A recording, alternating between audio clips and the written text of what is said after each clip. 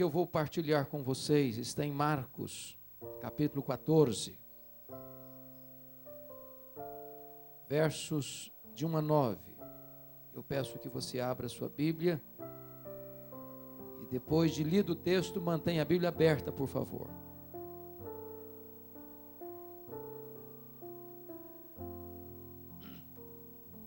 Marcos 14, de 1 a 9.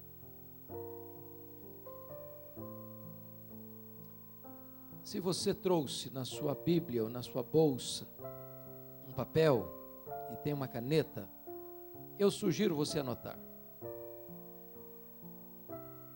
Isso porque já aprendi que o papel mais amarelo e a tinta mais fraca é mais fiel e confiável do que a memória mais prodigiosa.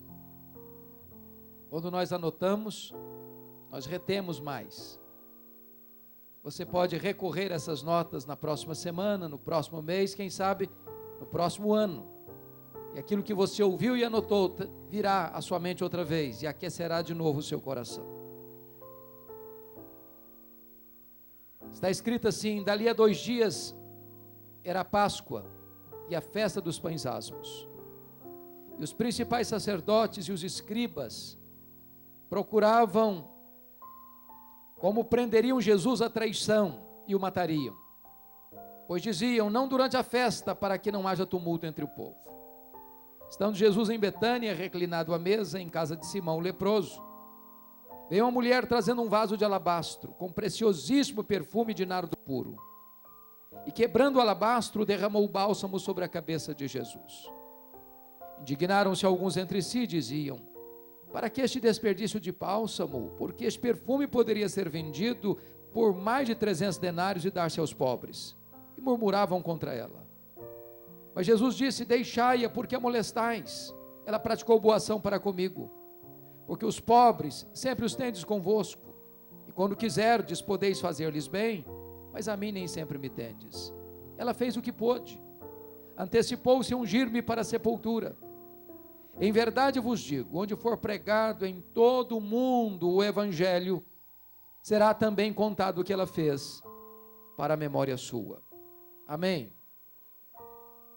O contexto é claro, estamos a 2 dias antes da Páscoa. A Páscoa era a maior festa de Israel.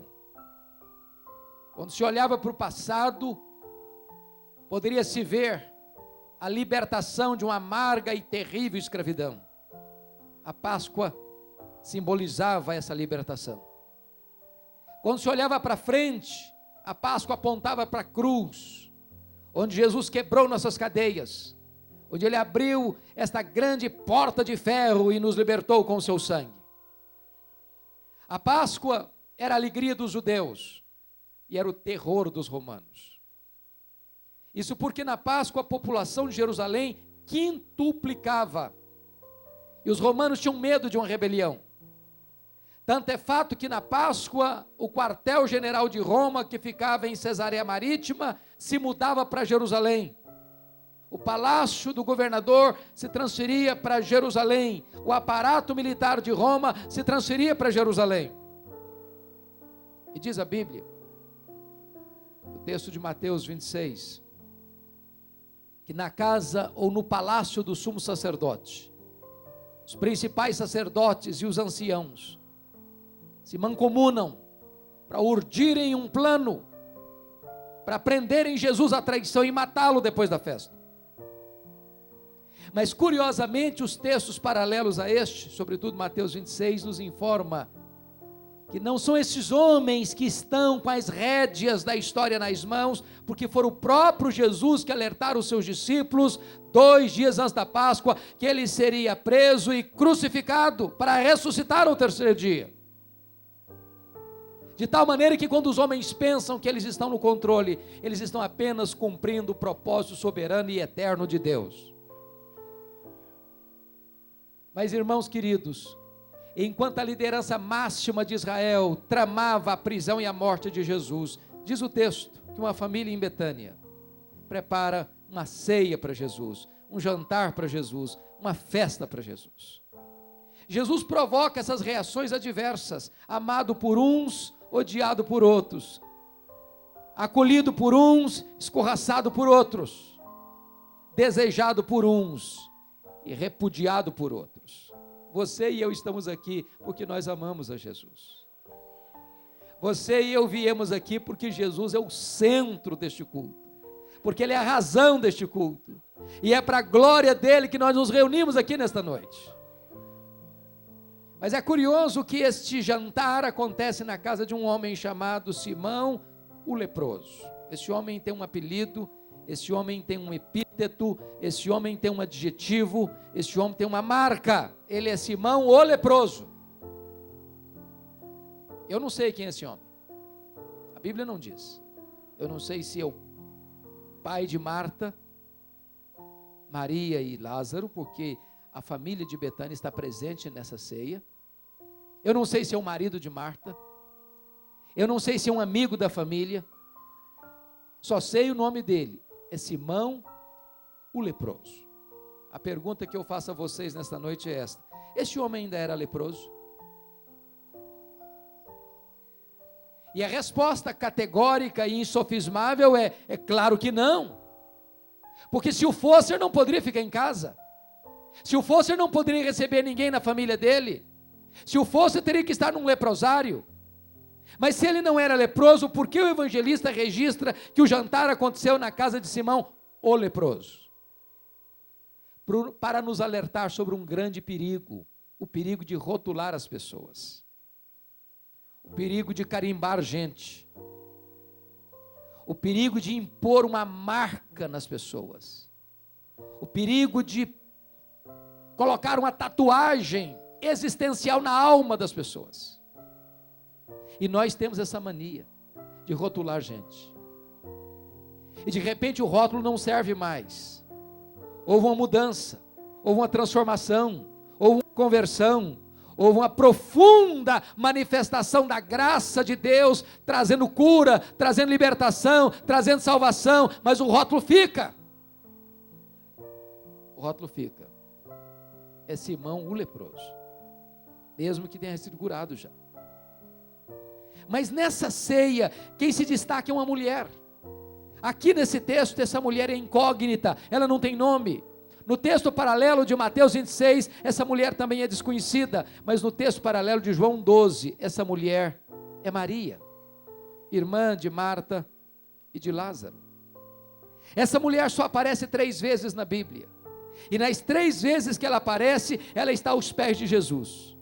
A primeira vez em Lucas 10, aos pés de Jesus para aprender.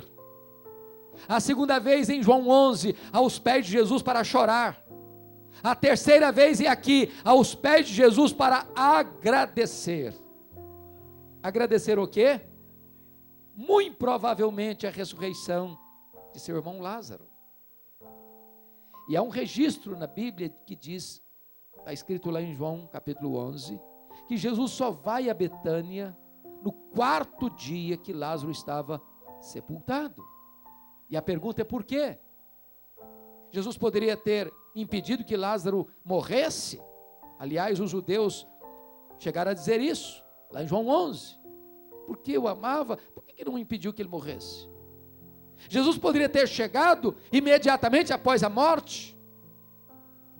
Jesus poderia ter chegado 2 dias depois da morte, ou 3 dias depois da morte. Por que só chegou no 4º? Porque havia uma crença entre os rabinos da época, que um homem piedoso poderia ser o instrumento de Deus para ressuscitar um morto até o 3º dia. A partir do 4º, só o próprio Deus em pessoa poderia realizar esse milagre. Quando Jesus espera até o 4º dia, ele chega nesse 4º dia, para que aqueles que professavam essa crença pudessem se capitular à verdade absoluta de que estavam diante do próprio Deus feito carne. Em relação a Jesus, eu preciso concordar com C.S. Lewis quando ele disse o seguinte: diante de Jesus você só tem 3 opções. Ou ele é um mentiroso, ou ele é um lunático, ou ele é Deus. Porque se ele não é quem ele disse ser, ele é um mentiroso. Se ele não é quem ele pensou ser, então ele é doido, ele é um lunático. Mas se ele é quem ele disse ser, então ele é Deus. E então diz o texto, que enquanto Jesus estava reclinado à mesa, na casa de Simão o leproso, vem uma mulher, nós sabemos que é Maria, com um vaso de alabastro. Alabastro é uma pedra ornamental,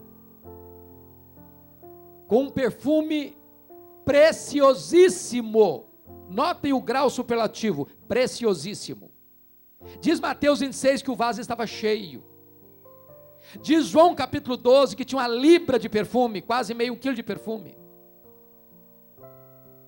Diz a Bíblia que esse perfume foi avaliado em mais de 300 denários, o que significa que cada grama desse perfume valia 1 denário, um dia de serviço. Diz a Bíblia que esse perfume foi feito de uma essência raríssima e caríssima, nardo. E o nardo não era híbrido, misturado, era nardo puro. E agora vem essa mulher com esse vaso caríssimo, de um perfume preciosíssimo, de uma essência caríssima, e ela não abre o vaso, ela quebra o vaso, derrama todo esse perfume sobre a cabeça de Jesus. Diz João 12 que a casa se enche com perfume, que esse perfume escorre sobre o corpo de Jesus, e que ela então enxuga os pés de Jesus com os seus cabelos. Isso provoca uma reação dos discípulos: que desperdício de bálsamo, esse perfume poderia ser vendido e dar-se aos pobres. E Jesus intervém: deixai-a, porque a molestais, ela praticou uma boa ação para comigo, ela fez o que pôde, ela antecipou-se a sepultar-me, a ungir-me para a sepultura. Em verdade vos digo, onde for pregado o evangelho em todo o mundo, será contada essa história para a memória sua. E aqui então, eu gostaria que você anotasse, se puder, há 8 verdades que Maria me ensina aqui, e eu gostaria de partilhar com vocês essas 8 verdades. Primeira coisa que Maria me ensina, está escrito no versículo 8, ela fez o que pôde. Você pode repetir essa frase comigo? Ela fez o que pôde. Quando eu leio isso, eu me pergunto: meu Deus, eu estou fazendo o que eu posso para Jesus? Eu estou fazendo tudo o que eu posso para Jesus? Porque às vezes nós fazemos, irmãos, mas não fazemos o que podemos. Às vezes nós fazemos, mas fazemos relaxadamente. Às vezes nós fazemos, mas não fazemos de todo o coração. Às vezes nós fazemos, mas não fazemos com a motivação certa. Maria fez o que pôde. Eu pergunto a você: você está fazendo o que você pode? Quando eu penso nisso, me vem à minha mente o que aconteceu na Alemanha, no dia 23 de setembro de 1723, às 11 horas da manhã, quando um homem chamado Ludwig van Zinzendorf começa na Alemanha um movimento de oração que dura 100 anos ininterruptamente, que vai provocar na Alemanha uma geração de gente comprometida com Deus e com a obra missionária. E os morávios, cada 25 moravianos sustentavam um missionário fora da Alemanha, sendo eles pobres. Eles eram tão apaixonados pela obra de Deus, que alguns deles, sabendo que haviam povos remotos e distantes, sem o evangelho da graça de Deus, eles se vendiam como escravos, para comprar uma passagem só de ida, para dedicar os dias da sua vida lá entre esse povo, para levar a eles o evangelho da graça de Deus. Quando eu vejo um exemplo desse, eu pergunto a mim: eu estou fazendo o que eu posso? Eu estou fazendo tudo o que eu posso? Maria fez o que pôde. Segundo lugar, Maria não fez apenas o que pôde, ela fez também o seu melhor.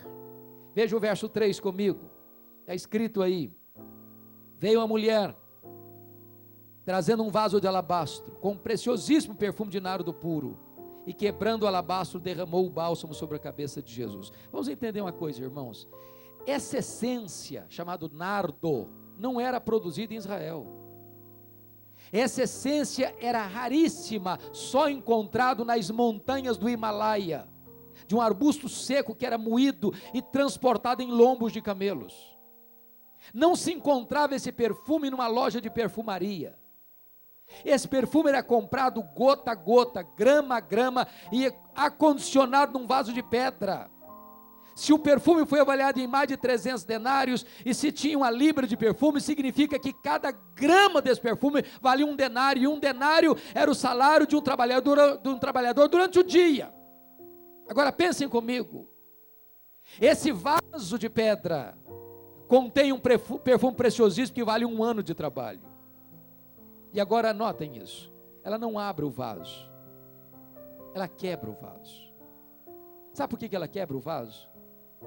Para dizer o seguinte: eu não quero que sobre uma gota, eu quero entregar tudo para Jesus, eu quero consagrar tudo para Jesus, eu não só quero fazer o que eu posso, eu quero fazer o meu melhor para Jesus. Você tem feito o seu melhor para Jesus? Quando eu penso nisso, irmãos, olho e observo que os pagãos ou os idólatras, que não conhecem o Deus vivo, muitas vezes são mais dedicados e zelosos em servir aos seus deuses do que nós o somos em servir ao Deus da nossa vida. Eu estive pregando há pouco tempo lá em Portugal, na cidade do Porto, e fomos visitar uma cidade próxima a Coimbra. Na medida que nós viajávamos, eu vi caravanas e mais caravanas a pé, andando no asfalto. E eu perguntei às pessoas, o que é que essas pessoas estão fazendo? Caminhando a pé pelo asfalto afora. E responderam, elas estão indo a Fátima, pagar promessas. E eu perguntei a que distâncias elas estão andando? 200 quilômetros, 300 quilômetros, 400 quilômetros. Aí eu fiquei imaginando que muitas vezes nós, cristãos, o templo fica na nossa cidade, fica no bairro, nós temos carro, nós temos ônibus, nós temos metrô. Se está chovendo, não vai porque está chovendo. Se está frio, não vai porque está fazendo frio. Se está calor, não vai porque está fazendo calor. Se der um feriado, some porque é feriado, eu quero curtir a vida. E às vezes os pagãos nos envergonham, porque são mais consagrados aos seus deuses, que nós os somos ao Deus da nossa vida. Eu estava lendo a história de uma mulher na Índia, que caminhava com seus 2 filhos, um filho doente nos braços, outro saudável do seu lado, numa longa jornada, e alguém se aproxima daquela mulher e pergunta, o que é que você está fazendo, para onde você está indo? Ela respondeu, eu estou indo ao rio Ganges, oferecer um desses filhos em sacrifício aos deuses. Você sabe que na Índia tem mais de 1 milhão de deuses, e a pessoa perguntou, mas qual desses filhos você vai oferecer aos deuses no rio Ganges, o doente ou o saudável? E ela perguntou, o que é que você acha? É claro que eu vou entregar e sacrificar o saudável, o meu melhor. Deus não aceita sacrifícios humanos, mas os pagãos são mais zelosos às vezes em prestar homenagem aos seus deuses falsos do que nós o somos ao Deus da nossa salvação. Maria fez o que pôde, Maria fez o seu melhor. Terceiro lugar, Maria fez sacrificialmente. Volta os olhos para o verso 3 de novo, porque você deve fazer uma pergunta que eu já fiz ao texto. Eu não estou entendendo, como é que uma moça pobre, de uma vila pobre, de um país subjugado por um império chamado romano, pode gastar 1 ano de salário num vaso de perfume. Por mais pobre que alguém seja hoje, ninguém investe 1 ano de trabalho num vidro de perfume, ninguém. Para entender isso, irmãos, eu tenho que entender a cultura israelita. Esse perfume não era comprado em loja de perfumaria, não. Esse perfume era comprado gota a gota, grama a grama, sendo acondicionado nesse vaso de pedra ornamental de alabastro, para o dia mais sonhado da vida dessa mulher, dessa moça, o dia mais esperado da sua agenda, o dia do seu casamento. Ela comprava esse perfume para o dia das suas núpcias. Sabe o que Maria está dizendo conosco, nos ensinando? Eu quero dar aquilo que é mais caro para mim, eu quero dar aquilo que é mais importante para mim, eu quero dar aquilo que tem mais significado para mim, eu quero dar aquilo que tem mais valor para mim. É isso que eu quero colocar a serviço de Jesus. Eu quero fazê-lo de forma sacrificial. Eu pergunto a você nesta noite, o que é que você pode dizer de todo o seu coração, que hoje você está fazendo para Jesus de forma sacrificial? Às vezes eu fico olhando, irmãos, me parecendo que a nossa geração tem muita semelhança com a geração de Malaquias, lembram disso?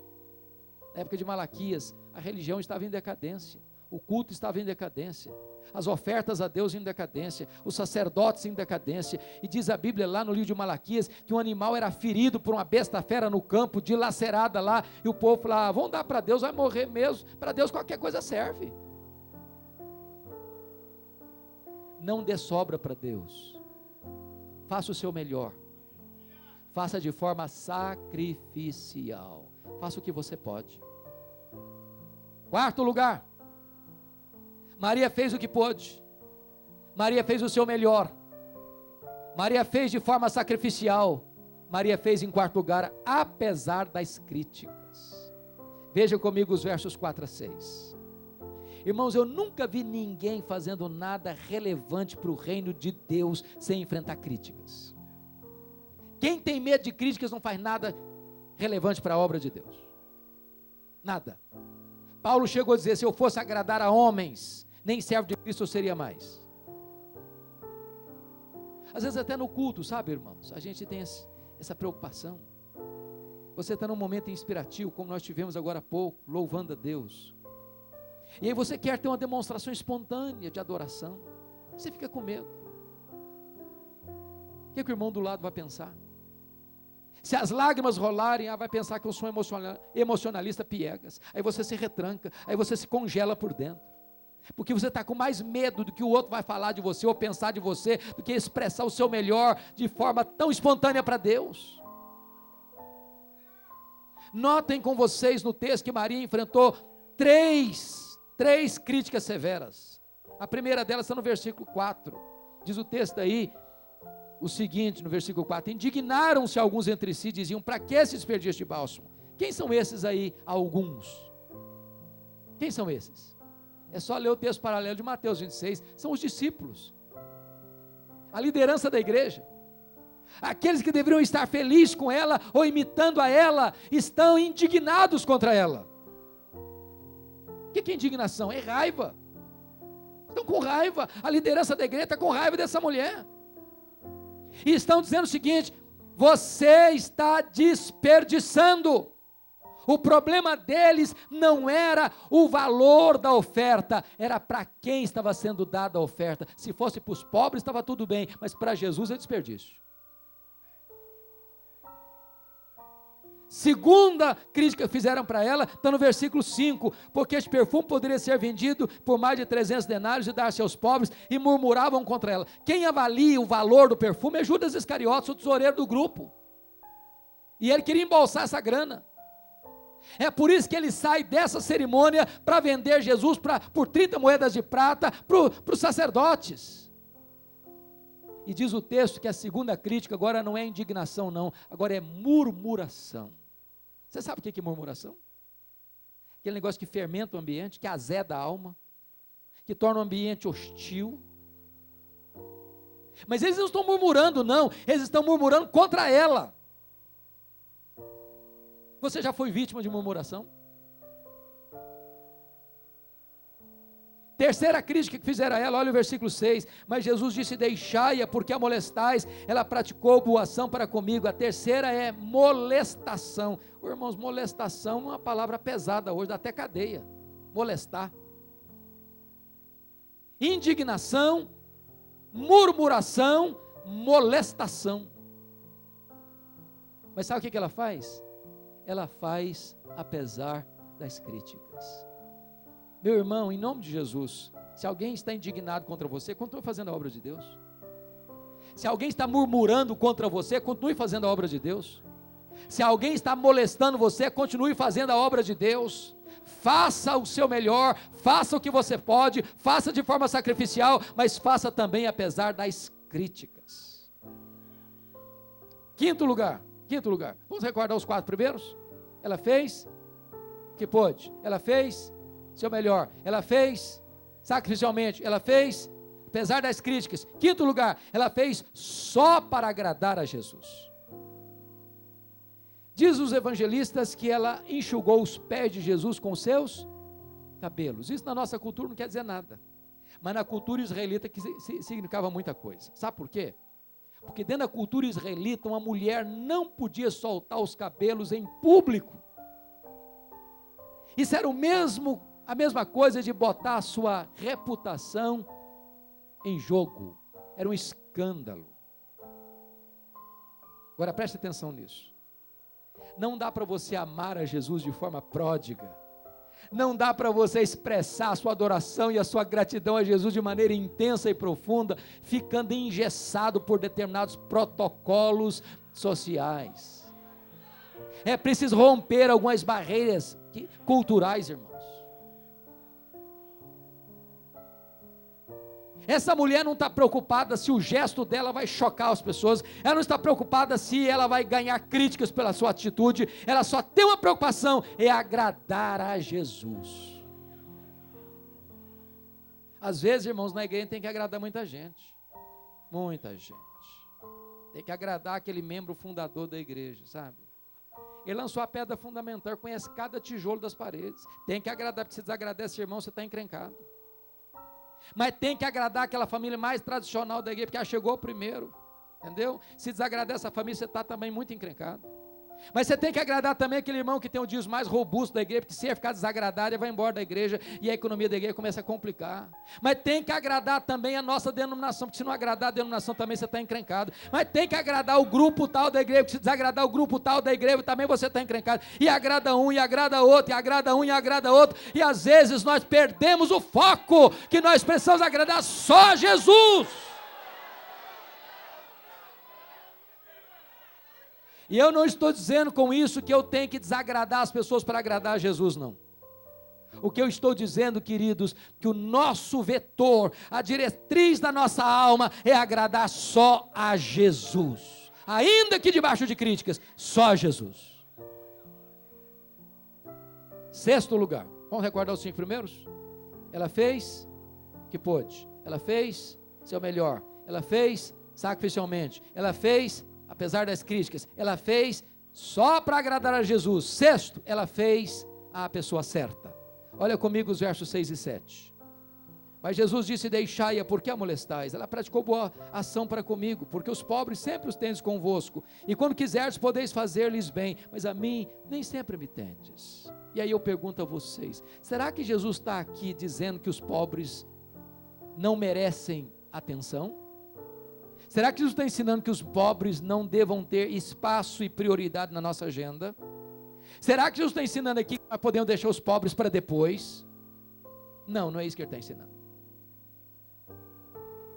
Por causa do falso entendimento desse texto, surge na América Latina uma falsa teologia, chamada teologia da libertação. E um dos protagonistas dessa falsa teologia no Brasil, diz que reino de Deus, como já cantamos aqui hoje, não é o governo de Cristo nos corações, é justiça social. Que reino de Deus e novo nascimento não é o que nós chamamos de nascer de cima, nascer do alto, nascer do Espírito, ser nova criatura, mas é dar comida ao pobre. É por isso que quem tem cabelos brancos como eu, lembra-se de Aníbal Pereira Reis, foi um dos maiores apologetas aqui do Brasil, um padre convertido a Cristo, tornou-se pastor batista. E ele disse que a teologia da libertação não é nem teologia, nem libertação. E ele diz que os teólogos da libertação também não são teólogos, são teologastros liberticidas. E é preciso dizer uma coisa, irmãos, ninguém vai para o céu porque ajuda os pobres. Ajudar os pobres, ou o ministério de misericórdia, é vital para a igreja. Nós vamos ser julgados por esse ministério. Jesus Cristo, quando voltar para julgar as nações, ele vai dizer o seguinte: vinde benditos de meu Pai, entrai na posse do reino, que vos está preparado desde a fundação do mundo, porque eu estive com fome e me deste comer, eu estive com sede e me deste beber, eu estive nu e não me vestiste, eu estive preso e fostes ver-me, eu estive doente e me visitaste, eu estava forasteiro e me abrigaste. E eles vão perguntar: mas quando te vimos assim? Todas as vezes que fizeste um desses pequeninos, a mim o fizeste. Mas entendamos isso, ninguém vai para o céu porque ajuda os pobres. Ajudar os pobres não é a causa da nossa salvação, ajudar os pobres é resultado da nossa salvação. Você não ajuda os pobres para alcançar o favor de Deus, você ajuda os pobres porque alcançou o favor de Deus. Ajudar os pobres não é um substituto do Evangelho, ajudar os pobres é um resultado do Evangelho. Se Jesus não for a minha motivação de socorrer o necessitado, eu socorro o necessitado, mas essa obra não tem valor para Deus, porque eu estou tentando substituir a graça pelos meus méritos pessoais. Por isso Maria fez a pessoa certa. Sétimo lugar, vamos recordar os 6 primeiros? Ela fez que pôde, ela fez seu melhor, ela fez sacrificialmente, ela fez, apesar das críticas, ela fez só para agradar a Jesus, ela fez a pessoa certa. Sétimo lugar, ela fez no tempo certo. Confira comigo o versículo 8, parte B. Ela antecipou-se a ungir-me para a sepultura. E eu preciso entender o contexto. Nós estamos a 2 dias antes da Páscoa. E então é daqui que Jesus vai sair para entrar em Jerusalém. Naquele domingo de Ramos. A cidade está apinhada de gente. Jesus entra montado num jumentinho. E as multidões vão clamando e colocando ramos e dizendo: Hosana, Hosana, bendito que vem em nome do Senhor. E ele vai descendo o Monte das Oliveiras, ele vai atravessando o Vale do Cedron, ele vai subindo as encostas do Monte Moriá. Lá está a entrada da cidade, lá está o templo majestoso. E diz Lucas que quando ele entra no portão da cidade, ele chora convulsivamente. E chora porque Jerusalém não aproveitou o tempo da sua visitação. Chora porque Jesus olha e vê a cidade sendo massacrada pelos romanos, pisada pelos romanos, queimada pelos romanos. O templo é arrasado e não fica pedra sobre pedra. E os judeus são dispersos para a maior diáspora de todos os tempos, desde o ano 70 até 14 de maio de 1948. Jesus entra, sobe com os discípulos para o Monte Sião, lá no cenáculo. Ele não fala mais para a multidão, só fala para os seus discípulos. Lá ele lava os pés dos seus discípulos. Lá ele fala do seu amor para os seus discípulos. Lá ele fala do céu. Lá ele fala da casa do Pai. Lá ele fala da segunda vinda. Lá ele fala do seu amor aos seus discípulos. Lá ele fala da sua paz que tem para os seus discípulos. Lá diz a Bíblia que ele ora pelos seus discípulos. Lá ele institui a ceia, parte o pão, entrega o cálice, inaugura a nova aliança. Lá ele canta um hino, de lá ele desce. E vai descendo o Monte Sião, vai passando pelas encostas, ou melhor, pelo Vale do Cedron, e ele se dirige aos seus discípulos assim: nesta noite, todos vós vos escandalizareis comigo. Como está escrito, ferirei o pastor e as ovelhas ficarão dispersas. E Pedro disse: Senhor, para que todos te deixem, eu jamais, por ti darei minha vida. Estou pronto a ir contigo para a prisão e para a morte. E Jesus diz: Pedro, em verdade te digo, nesta mesma noite, antes que os galos cantem, tu me negarás 3 vezes. E eles chegam no jardim do Getsemane, no sopé do Monte das Oliveiras, no horto onde se prensava as azeitonas e se fazia o azeite. E ali diz a Bíblia que Jesus deixa 8 seus discípulos para trás, pega Pedro, Tiago e João e diz: vem comigo. E abre o coração para eles, diz: a minha alma está profundamente triste até a morte, ficai comigo e vigiai comigo. E ele avança um pouco mais, o Rei da Glória, o Criador do Universo, prostra-se com o rosto no chão, e diz Hebreus 5,7, que ele oferece aquele que pode livrá-lo, forte clamor e lágrimas, e ele ora e ele chora, e ele ora e ele chora, e ele ora e ele chora, e diz: Pai, se possível passe de mim este cálice, entretanto seja feita a tua vontade. E ele volta para Pedro, Tiago e João, eles estão dormindo. E Jesus acorda Pedro e diz: Pedro, nenhuma hora pudeste vigiar comigo, vigiai e orai, para que não entreis em tentação. O espírito está pronto, mas a carne é fraca. E ele se volta de novo e prostra com o rosto no chão, e ora e chora, e ora e chora, e ora e chora. E diz a Bíblia que ele faz a mesma oração: Pai, se possível passe de mim este cálice, mas se não for assim, seja feita a tua vontade. E volta, os discípulos estão dormindo de novo, e ele se volta a terceira vez, e ele se prostra, e ele chora, e ele ora. O seu suor se transforma em gotas de sangue, e ele molha o chão com as suas lágrimas e com o seu sangue. Diz a Bíblia que um anjo vem do céu e o consola, e ele se levanta robusto, forte, determinado, como um rei caminha para a sua coroação, e os discípulos estão dormindo ainda, e ele diz: ainda dormis e repousais, acordai, vamos-nos, o inimigo se aproxima, e diz a Bíblia que nesta noite ele é preso, levado ao palácio do sumo sacerdote. Na escalada daquela noite, o sinédrio se reunia para tratar testemunhas falsas para acusá-lo. Ele é acusado de 2 crimes: blasfêmia contra Deus, conspiração contra César. Na sexta de manhã, é levado ao pretório, e Pilatos, contra a sua consciência e contra as evidências dos fatos, condena Jesus à morte, e morte de cruz.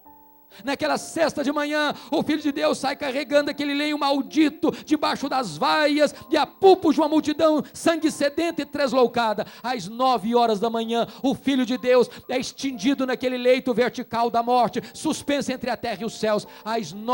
Às 3 horas da tarde, ele entrega o seu espírito ao Pai e é sepultado. Vem o silêncio do sábado, o silêncio da morte. No domingo de manhã, as mulheres vão ao sepulcro. Para quê? Para levar perfumes, bálsamo, unguento. Para fazer o quê? Para embalsamar o corpo morto de Jesus. Quando elas chegam, a surpresa: o túmulo está aberto, o túmulo está vazio, a pedra foi rolada, e um anjo sentado em cima da pedra pergunta para elas: o que é que vocês vieram fazer? Procurar entre os mortos aquele que está vivo. Ele não está mais aqui, ele ressuscitou. Sabe o que é que o anjo está dizendo para essas mulheres? Agora não precisa mais, agora não adianta mais, agora já passou o tempo, vocês perderam a oportunidade, agora é tarde. Agora é tarde. Sabe o que eu aprendo com isso, irmãos? Tem coisas na vida que ou você faz hoje, ou você jamais fará amanhã. Se você tem que dizer para sua esposa: querida, eu te amo, fale hoje. Se você tem que dar um abraço no seu marido, dê hoje.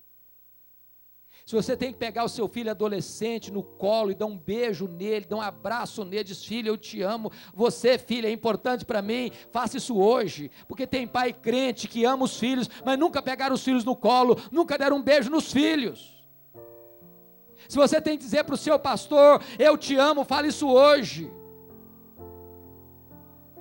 Sabe uma das coisas que mais me chocam na cultura brasileira? São os nossos funerais. Me choca muito. Sabe por que me choca? Lá está o defunto, cercado de flores no caixão. Ô irmãos, é muito elogio para ele, é muita rasgação de seda para ele. Aquele camarada, aquela irmã, nunca recebeu tanto elogio na vida. É o melhor marido, é a melhor esposa, é o melhor pai, é a melhor mãe, é o melhor filho, é a melhor filha, é o melhor irmão, é o melhor amigo, é tudo melhor. Escuta muito elogio, mas coitado do morto, não escuta mais nada, não entende mais nada, não sente mais nada. Para que tanto elogio para o morto? Eu fui num funeral em Vitória certa feita, eu contei 63 coroas de flores, 63, precisaram contratar um caminhão só para levar as flores, e eu fiquei pensando: meu Deus, coitado do defunto, consegue tirar um botão de rosa, mas para que tanta flor para ele? Sabe por que os mortos recebem mais flores do que os vivos?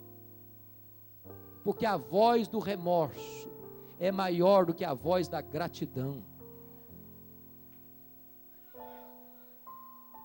Você tem que mandar flor para alguém, dê flor enquanto ele está vivo, depois que morreu não adianta mais não. Eu rodo por esse Brasil afora aí, irmãos, eu vejo templos, salas de escola dominical, salões sociais da igreja, uma placa bonita na parede, homenageando o irmão fulano de tal. Eu chego e pergunto: mas quem é esse irmão fulano de tal, cujo nome está aí nessa placa de bronze?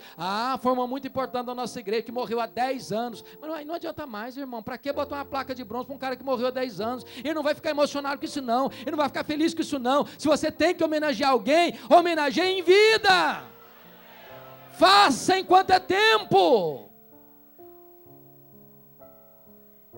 Quer um exemplo bíblico? Pensa comigo em Davi.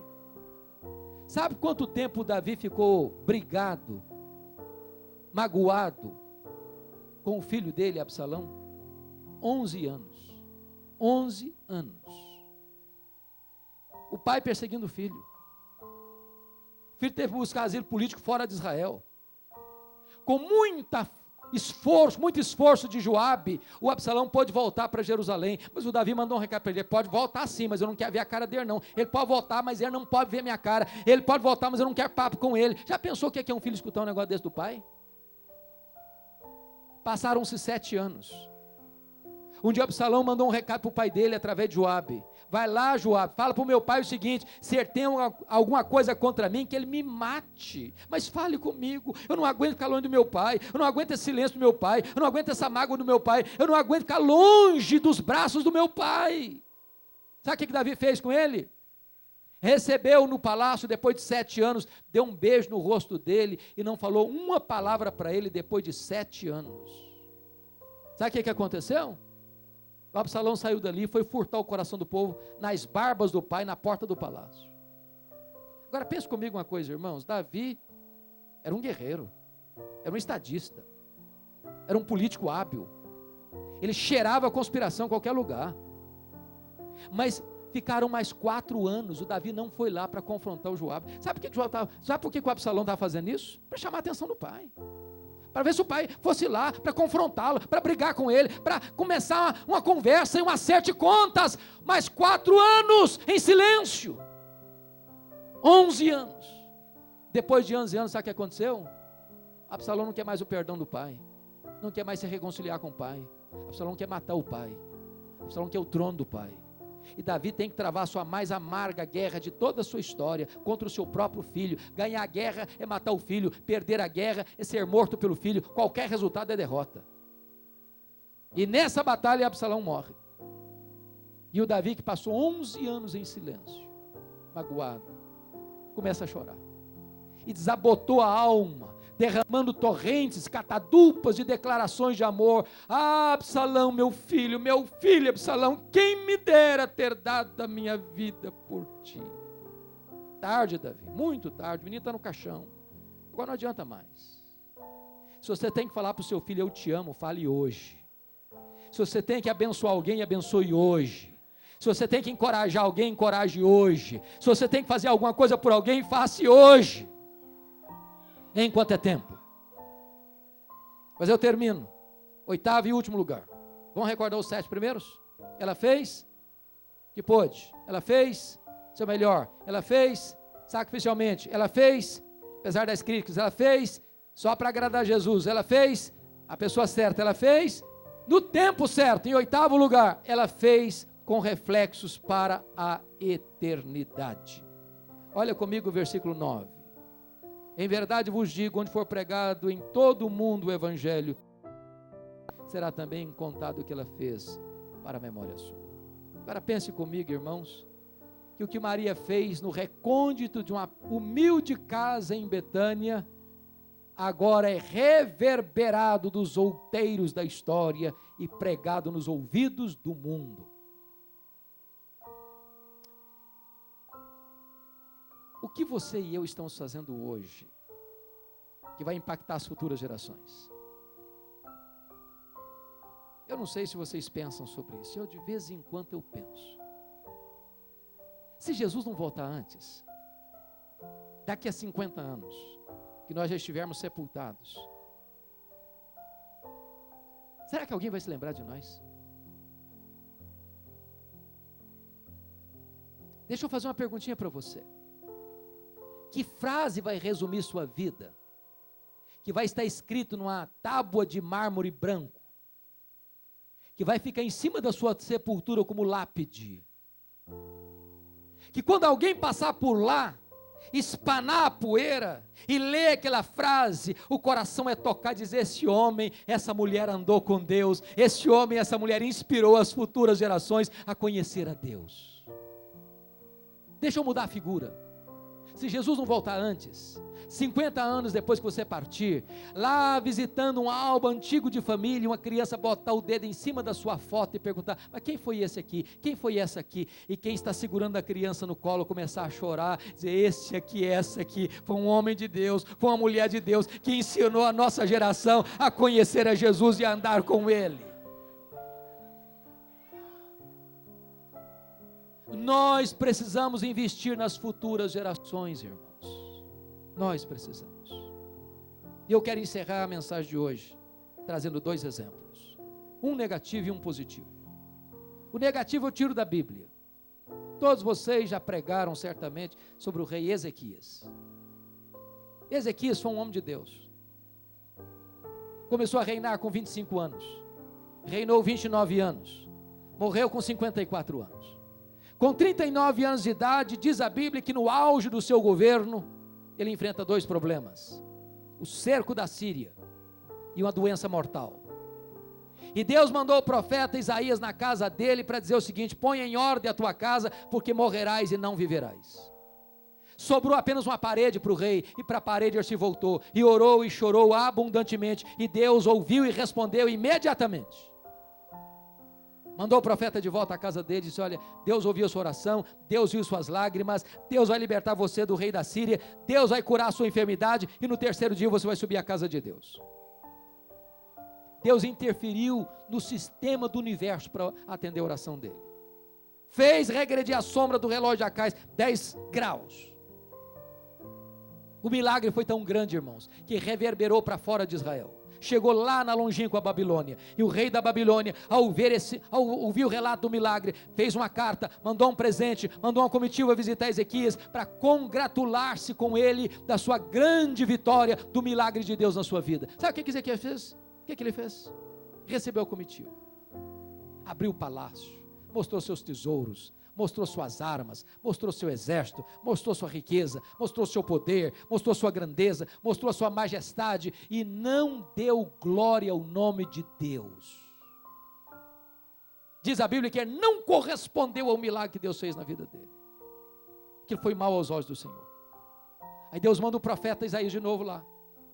Aí o profeta chega e pergunta: e aí, Ezequias, eu soube que você recebeu uma comitiva internacional. Ah, sim, recebi. E aí, de onde era? Ah, muito longínquo essa comitiva. De onde mesmo? Ah, da Babilônia. E o que você fez, rei? Ah, eu abri meu palácio, abri meus tesouros, eu mostrei quão grande, quão poderoso, quão rico, quão importante eu sou. E aí o profeta diz: pois é, isso foi mal aos olhos de Deus.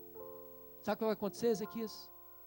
Esse povo chamado Babilônia vai voltar daqui a alguns anos. Sabe o que vai acontecer? Esse povo vai levar tudo embora para a escravidão e para o cativeiro. O que vocês ajuntaram, o que foi ajuntado antes, o que vai ser juntado depois, vai ser tudo levado embora. E tem mais, Ezequias: dos filhos que tu gerares, serão levados cativos para a Babilônia. E tem mais, Ezequias: seus filhos vão ser eunucos. Sabe o que significa isso? Eles vão ser castrados, eles não vão poder gerar. Você quer uma tragédia pior que essa? Sabe qual foi a resposta de Ezequias ao rei, ao profeta? Boa é a palavra que tu disseste. Como é que é o negócio? Deus está falando que vai levar tudo embora, que seus filhos vão ser escravos, que eles vão ser castrados, e você fala que boa essa palavra. Você está louco? Você perdeu o juízo? Sabe qual a justificativa dele? Boa essa palavra, porque eu terei paz nos meus dias. Sabe o que ele está dizendo, trocando em miúdos? Depois que eu morrer, eu não quero nem saber. Desculpa da expressão, ele está dizendo o seguinte: que se dane as próximas gerações, eu não estou nem aí. O que me interessa é que eu vou morrer em paz. Que decepção, que decepção. Irmãos, em nome de Jesus, nós temos que investir nas futuras gerações. Nós temos que deixar um legado. Mas eu vou lhes dar agora o exemplo positivo. Eu vou tirar da história da missiologia. Todos vocês já leram certamente sobre David Livingstone, missionário inglês que dedicou sua vida para trabalhar na África. Ele foi para a África, trabalhou na África, viveu na África, adoeceu na África, morreu na África. Os ingleses foram para a África para pegar o corpo dele e levar para a Inglaterra. Os africanos disseram para os ingleses assim: vocês podem levar o corpo dele para a Inglaterra, mas o coração dele vai ficar na África. Ele amou a África, ele serviu a África, e o coração dele vai ser sepultado na África. Sabe o que fizeram? Abriram o peito dele, arrancaram o coração dele e sepultaram o coração dele na África. Quando você vai a Malawi, lá tem uma catedral de chão batido, e lá na parede tem uma placa de bronze com os seguintes dizeres: para a glória de Deus e em memória de David Livingstone. Levaram o corpo dele para Londres, na Inglaterra, sepultaram-no na abadia de Westminster, onde estão sepultados os reis e os nobres da Inglaterra. Sabe qual é o túmulo mais visitado na abadia de Westminster? Não é dos reis nem dos nobres, é de David Livingstone.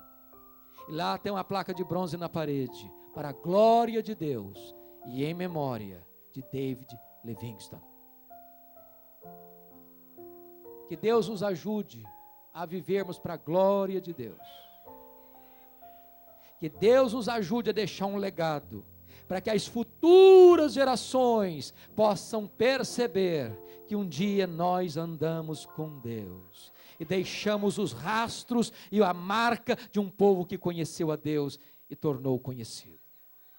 Que Deus nos ajude a imitar essa mulher que viveu aos pés de Jesus para aprender, aos pés de Jesus para chorar, aos pés de Jesus para agradecer. Que Deus nos ajude a imitar essa mulher que fez o que pôde, que fez o seu melhor, que fez de forma sacrificial, que fez apesar das críticas, que fez só para agradar a Jesus, que fez a pessoa certa, que fez no tempo certo, que fez com reflexos para a eternidade. Que Deus nos ajude.